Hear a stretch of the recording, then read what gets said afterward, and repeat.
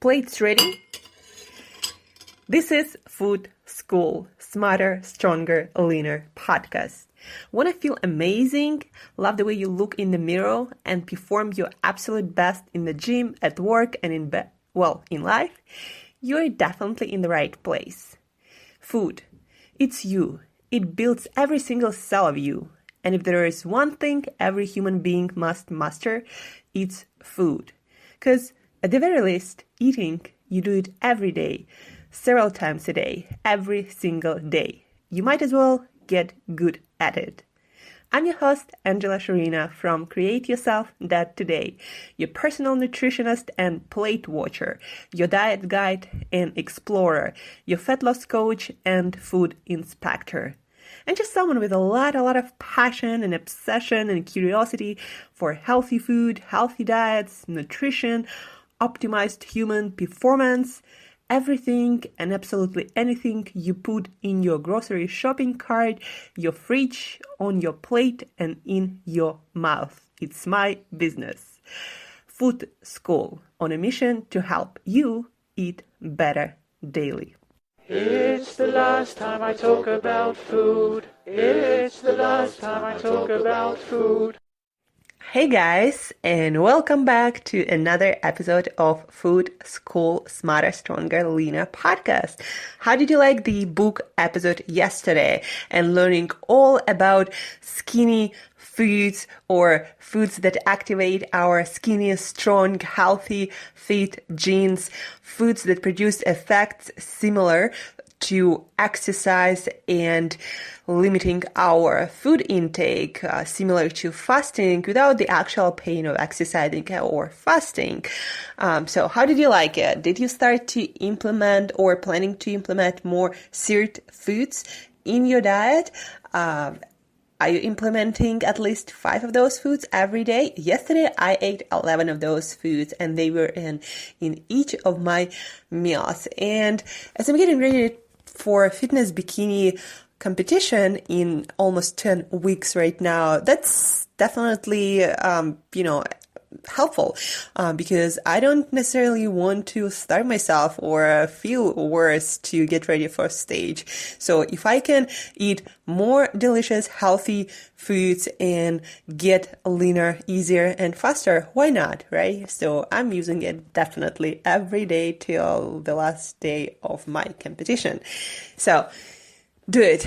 If you haven't listened to this episode, check back to the last episode that was yesterday about seared food diet of foods, of plant foods that help you to activate your strong, fit, and healthy genes and also help you to live longer. Today is Thursday, and each Thursday of this year on Food School Podcast is going to be dedicated to food stories. And those stories are going to be about different foods, like, for example, coffee, decaf coffee. Why is it decaf? How is it made? Where is it made? Why a lot of times decaf is not as tasty as regular caffeinated coffee.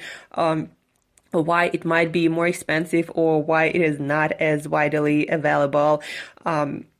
And is it as good for you as regular coffee, or is it better for you for health? But not only that, we also will talk with some founders of the products, of foods that you like, of popular foods, how they made, why are they made that way. And we will also talk about particular foods that have really amazing effect. Like yesterday, we talked about foods that help us to be healthier and fitter. So there are tons of foods that have specific application and help you to improve some aspect of your health, of your fitness, help you to be leaner, to lose fat, to lose weight. A lot of us guys, a lot of you listening to this podcast probably taking some supplements, some multivitamin, maybe omega-3 fatty acids, maybe some turmeric or tart cherry extract, a lot of different things. And you probably haven't thought much about it, but most of modern medicine, most of the supplements, the most effective supplements, the more effective they are, the closer they are usually to natural compounds. occurring and found first and foremost in whole foods. A lot of whole foods actually have better effect than even supplements, because the thing is, whole foods, they come in a whole package. And a lot of times the active ingredients, like for example, turmeric in turmeric root, right? A lot of times in whole package, different vitamins, minerals are absorbed and utilized and produce better effect on the body than if we were to separate them in supplements. And even though supplements are easy and more convenient to take, a lot of times, again, whole foods are more effective. And it's like, your body. If you take out your heart or your liver or your leg or your hand, without the whole body, they're not going to perform anything significant or anything cool, right? But when you put all this package together, our body, all of our organs and systems together, that's where you really get the robust mechanism, the robust organism, when everything functions together. So in food, it's no different really. Most of the time, the best effects you get when you get the freshest, the best quality of whole food, when nothing is removed, nothing is added, and you eat it as fresh as possible, of the best quality possible, at the highest level of its ripeness.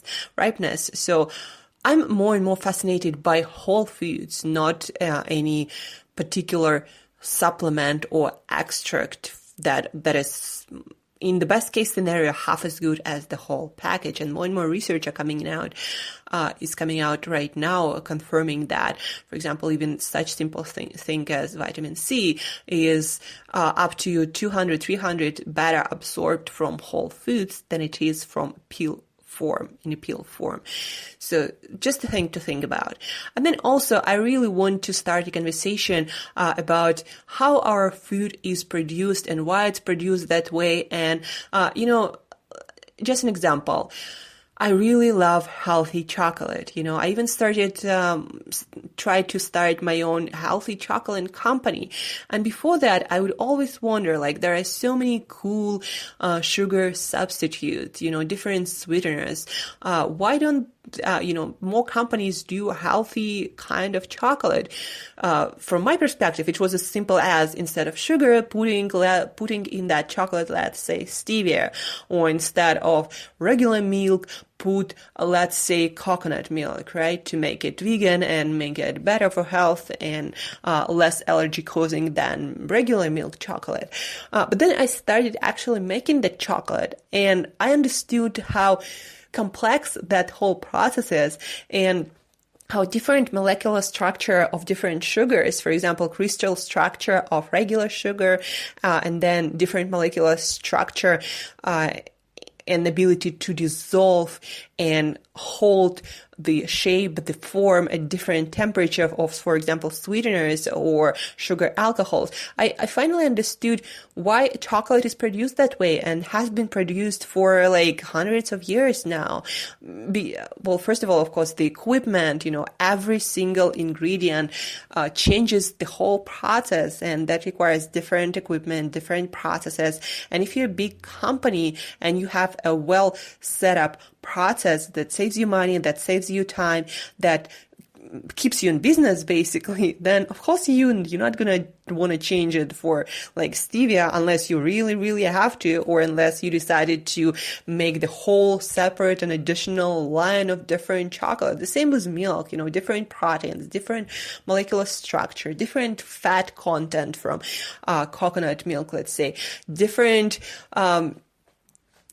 ability to hold structure and its qualities at different temperatures, again, compared, for example, to coconut milk.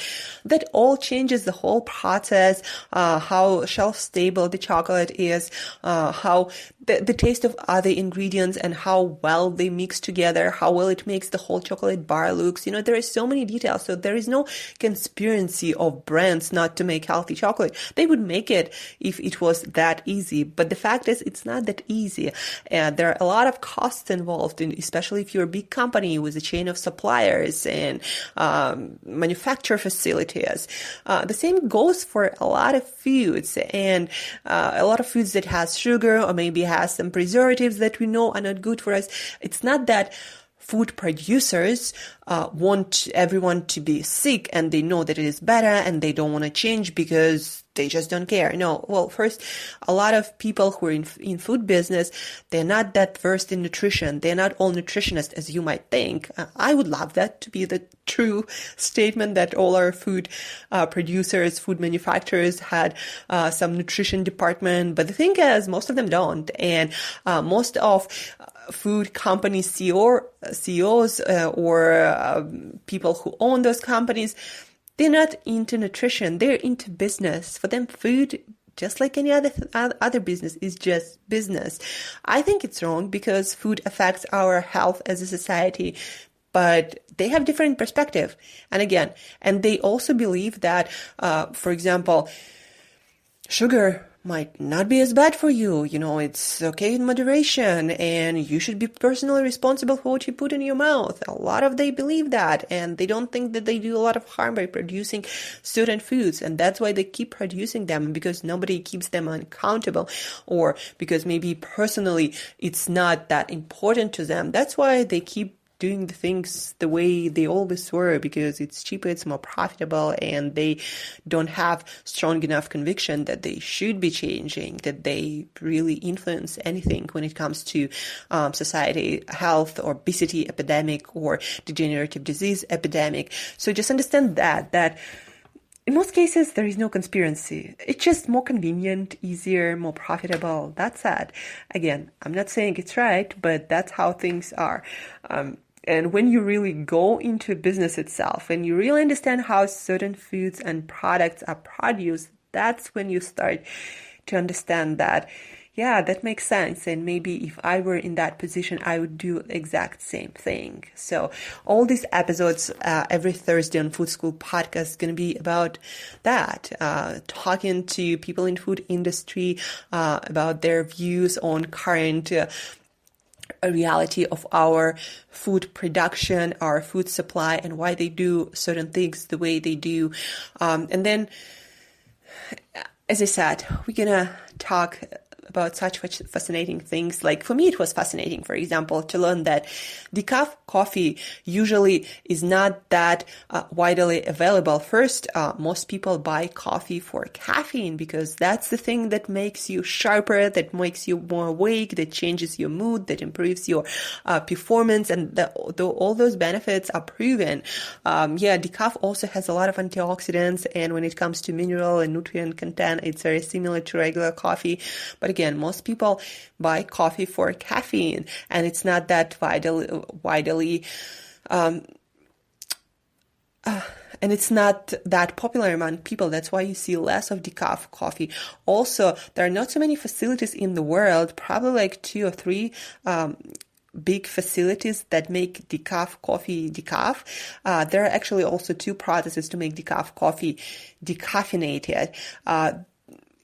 They take the beans, they put them in usually chemical solvent that makes the caffeine, where the caffeine is removed from the beans. It's kind of like that particular solvent attracts the caffeine from beans before they were roasted, and most of the caffeine is extracted that way. Also, they use CO2 to extract the caffeine that is more health friendly, because that solvent that they usually use, that chemical for decaffeinating coffee, is usually some of it stays in coffee, and there are not so many studies done on small amounts of that chemical. If you consume that decaffeinated coffee regular, like what kind of health consequences it might have. Studies are expensive, so they don't do much of them, but people are not dying, so they're not doing them. And again, decaf coffee is not that popular. That's why there are not many studies on what goes goes into decaf coffee and what kind of health consequences it can have.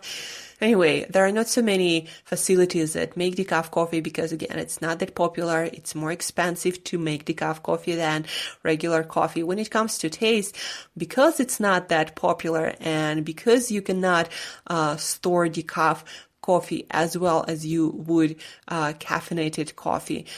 Usually producers do not put a lot of work in decaf line of their coffee. They usually do not use the best beans, so decaf coffee usually tastes worse, not because of some taste difference because it was decaffeinated, but it tastes worse usually because the producer uses cheaper beans because they don't want to invest into something that doesn't bring a lot of profit and actually more expensive to make. So if you were wondering, like I do sometimes, why decaf coffee is not everywhere and why a lot of times it doesn't taste as good, because I love my coffee and sometimes I want to drink it later in the day, but because I care about the quality of my sleep, I do not always, I can't really drink caffeinated coffee, but there is not so much decaf of good quality available, so I kind of like suck it up and don't drink any coffee. But anyway, it's just fascinating for me. When you start to understand, that's why things are happening, and that makes sense. And again, a lot of stories that you're gonna hear every Thursday on Food School podcast, a lot of food stories gonna give you that aha moment when you're like, that's why they make it that way, not the way I want, or other healthy eating people want, because actually it's cheaper, it's more efficient, and because there is not so much study, and because in that food company nobody really knows what I know or a lot of fascinating stuff are coming. So guys, drink decaf coffee if you love your coffee after 3 p.m. or I would even suggest 12 p.m. if you are like me, a slow metabolizer of coffee, otherwise it can affect your sleep. Decaf coffee has almost the same amount of antioxidants and other nutrients as regular coffee does, except it doesn't have that mood-lifting properties. Of course, it doesn't make you as alert and as focused. Also, you want to know that decaf coffee is not completely decaf, probably 3% of caffeine, 0 to 3% of caffeine is still left in decaf coffee, so I probably wouldn't drink it right before bed, but you definitely can drink it later in the day than regular coffee. That's about it. So if you love your coffee and it makes you jittery because of all the caffeine, then you might consider decaf, because it's just as healthy and major source of antioxidants as regular coffee is. So guys, also I have a request for you. If there is a food product, a food brand, some food mystery that you don't understand, please give me a hand. Send me that food mystery, food question, or maybe curiosity about food brand or food product. Send it to Angela at createyourself.today, and I'm gonna get those people who can resolve that mystery, who can tell us those food stories that you are curious about and I'm curious about. I'm gonna get those people on the phone or on Skype, on video, and I'm gonna interview them, and we're gonna learn more about our food supply, and that will help all of us to understand why things are the way they are and why our food supply is not exactly doesn't exactly work the best way and doesn't exactly make us the healthiest, the fittest, the best performing selves, and why it's such a struggle for us to eat healthy still in modern society. So help me please, send me your questions, your curiosities about food brands, food products, and let's resolve those mysteries together. Let's become our own small team of food detectives. Okay, guys, thank you for listening. Thank you for staying with me. Stay tuned tomorrow for our Fat Loss Friday episode. That's going to be the subject of every Friday, fat loss. So stay tuned tomorrow. And as usual, till next time, eat better daily.